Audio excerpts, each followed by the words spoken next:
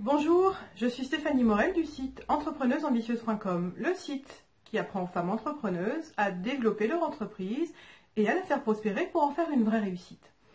Cette semaine, je vais te parler du réseautage, du networking. J'avais pas prévu cette vidéo à la base, mais on va faire avec mon actualité, si on peut dire, parce que cette semaine, je me suis rendue à une après-midi de réseautage.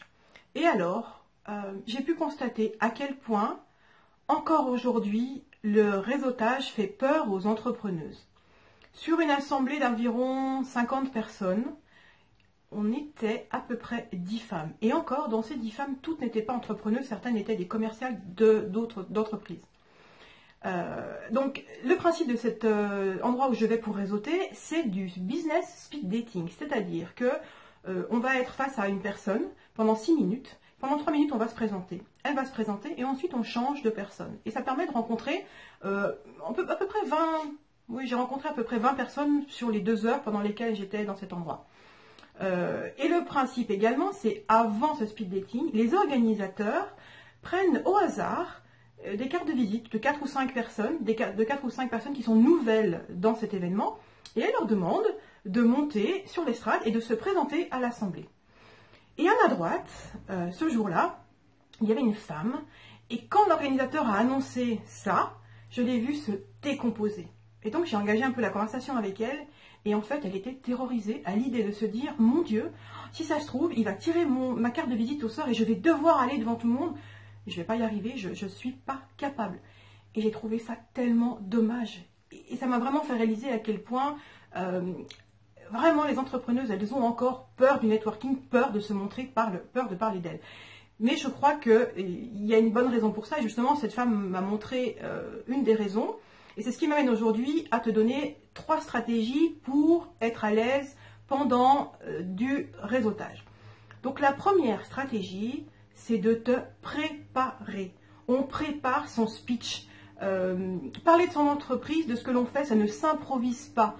Si tu tentes de le faire sans être préparé, et ça je le vois avec toutes les entrepreneuses que je rencontre, ça tourne à la catastrophe finalement parce qu'on va bafouiller, on va mélanger les choses, on n'est pas clair, enfin c'est pas du tout attrayant.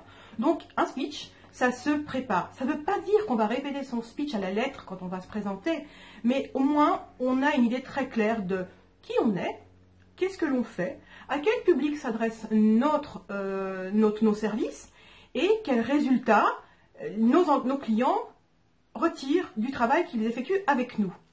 Et donc, c'est ce que j'apprends en fait aux entrepreneuses qui travaillent avec moi.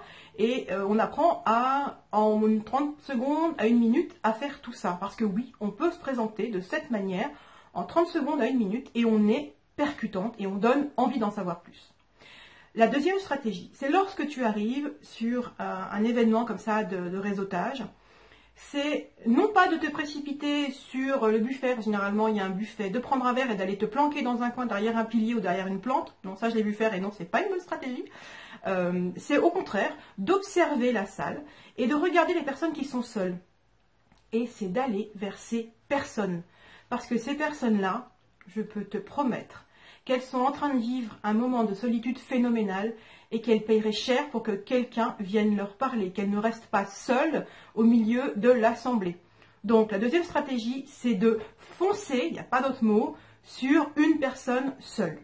Et on en vient donc à la troisième stratégie, et c'est de toujours prendre la parole en premier. Donc c'est d'aller vers cette personne, de tendre la main, d'avoir un grand sourire, et de lui dire « Bonjour, je ne pense pas vous avoir encore rencontré. Dites-moi, qu'est-ce que vous faites ?» En quoi c'est important d'y aller, toi, et de lui poser ces questions? Eh bien, tout simplement, ça va te donner un avantage non négligeable. Je sais ce que tu vis dans ces moments-là. Je me souviens de mes premières fois en networking. On a le cœur qui bat la chamade. Et donc, c'est difficile de parler quand les sons restent bloqués là et qu'on a le cœur qui va sortir de la poitrine. Donc, quand tu poses cette question, la personne en face de toi, elle va te répondre. Elle va être heureuse de te répondre parce que quelqu'un vient lui parler enfin. Donc, elle va t'exposer qui elle est, ce qu'elle fait. Et pendant ce temps-là, donc, tu vas laisser les battements de ton cœur reposer.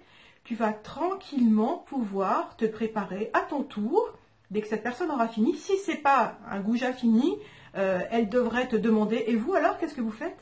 Et là, toi, tu es prête. Tu as ton cœur qui est stable, on va dire. Tu ne risques pas l'arrêt cardiaque. Ta voix n'est plus bloquée au niveau de ta gorge. Et tu peux tranquillement utiliser la stratégie numéro 1, ton speech, que tu as travaillé. Et donc, tu dis qui tu es, ce que tu fais, avec qui tu travailles et quels résultats obtiennent les personnes avec qui tu travailles. Donc voilà, ça a l'air tout bête, mais je peux te promettre que ça change la vie et que après ça, quand on a compris comment ça fonctionne, on n'a plus jamais peur d'aller faire du réseautage. Et personnellement, j'adore ça et je fais toujours des rencontres vraiment extraordinaires. Donc voilà, écoute, c'est tout pour cette semaine. Moi, j'ai hâte de te lire dans les commentaires pour savoir si tu réseautes déjà, si tu ne le fais pas, pourquoi tu ne le fais pas, et surtout, si tu vas mettre en place ces 3 stratégies pour le faire dans le futur. Voilà, bonne fin de journée et à très bientôt.